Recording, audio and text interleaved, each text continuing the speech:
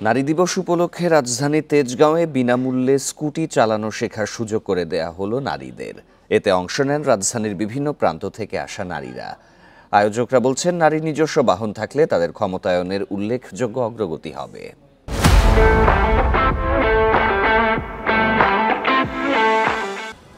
পুরুষদের পাশাপাশি দেশের অর্থনীতি এগিয়ে নিতে অবদান রাখছেন নারীরা। প্রতিদিনই তাদের ছুটতে হচ্ছে কর্মস্থলে। তবে গণপরিবহন সংকটে চলাফেরায় ভোগান্তি যেন নিত্যদিনের সঙ্গী। পরিস্থিতি বিবেচনায় অনেক নারী বেছে নিচ্ছেন ব্যক্তিগত বাহন। আবার অনেকের নেয়ার ইচ্ছে থাকলেও নানা কারণে হয়ে উঠছে না। তাই রাজধানীর তেজগাঁওয়ে নারী দিবস উপলক্ষে বিনামূল্যে স্কুটি চালানো শেখার সুযোগ পেয়ে ছুটে আসেন অনেকেই। যদি এটা শিখতে পারি, জানতে পারি, আমার জন্য অনেক উপকার হবে অ্যান্ড বিভিন্ন জায়গায় যেতে পারবো। নিজের একটা আর কি কোনো কিছু একটা স্কিল, কোনো কিছু অর্জন, এটা তো বেশ ভালো একটা জিনিস, আমার ভালোই লাগছে। যে আমি ফ্রিতে রাইডিং করার একটা বড় একটা অপরচুনিটি আপু ওইভাবে আমাদের দিচ্ছে মেয়েদের জন্য। খুবই ভালো লাগছে।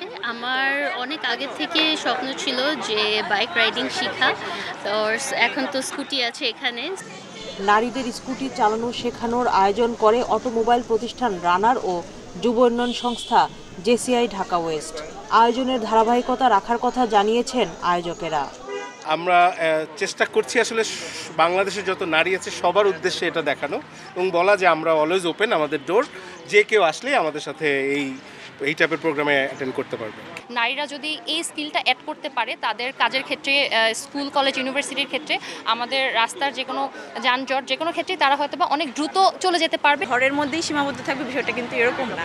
এখন নারীরা রাস্তায় নেমে এসছে, বিভিন্ন ধরনের স্কিল ডেভেলপমেন্টের কাজে অংশগ্রহণ করছে। আজকের যে আয়োজনটা, এটা আমার কাছে এত ভালো লেগেছে। নিজস্ব বাহন নারীর অগ্রযাত্রায় নতুন গতি আনবে বলে মনে করেন আয়োজকেরা। সুলতানা জাহান মিতু, ইন্ডিপেন্ডেন্ট নিউজ, ঢাকা।